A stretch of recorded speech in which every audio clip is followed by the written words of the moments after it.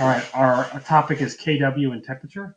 KW is the auto ionization constant of water, and it is dependent on temperature like any other K value. The one on the reference sheet is for 25 degrees Celsius, and I want to explain or show you what happens as we increase the temperature, and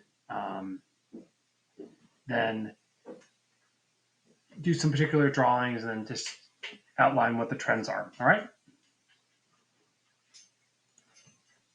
I've got 3 different samples of water. Room temperature. Notice the cure so much. Got some hot water. All right. I don't know if you can see the steam. You probably can't. Anyways, and I've got some cold water, ice water. I can't stand cold water, ice water. It hurts my teeth. And for all of these waters, the KW value is going to be different because their temperatures are different. And K is for an equilibrium. And as you know, the one thing that affects K values is the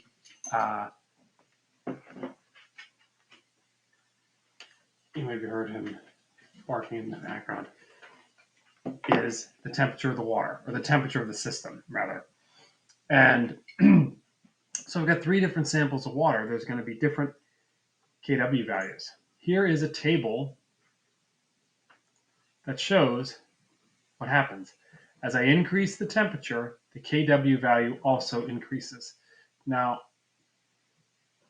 what does that mean? That means I'm making, for KW, that means I'm making, oops. So what that means is these values are increasing. I'm increasing my amounts of these. Now, there's a little bit of a misconception with this, or there can be some easy misconceptions, and I want to take them and eradicate them.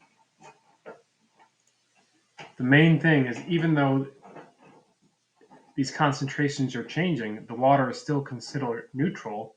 The pH of neutrality, though, is going to vary, and it's going to become lower because you're increasing your concentration of your hydronium and hydroxide. Therefore, your KW, this value is going to go up. Therefore, my pH of neutral water will go down. All right, let's look at those little beakers of water in a little more lens. You'll notice this is the cold water, all right? And you'll notice that I have equal numbers of hydronium and hydroxide. When I increase, I'm going to get more to room temperature, and that's a room. I spelled it wrong. All right, and then I go hot.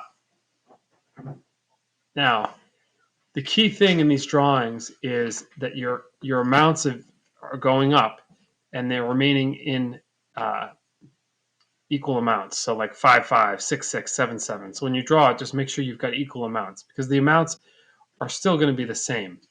So what does this mean? This means as temperature goes up, your concentrations of these things are also going up. However, or not however, that means my pH is going down, all right? Because when I take the pH of hot water, it's going to be lower because I've got more hydronium. However, it doesn't mean it's acidic. It's still basic because the whole pH system is set up around like that standard temperature. That's what people understand. All right. Also, as temperature goes up, this auto ionization constant of water is increasing. However, the water stays neutral. All right, meaning that this hot water and this cold room temperature water, they don't have the same pH, but they're both neutral. They don't have the same pH because the auto ionization constant is greater here, it's less here, but they're both neutral. All right.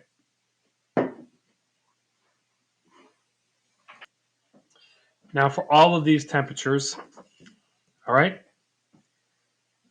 it doesn't mean the hydronium concentration is equal in cold to water, all right, but each temp specific. All right.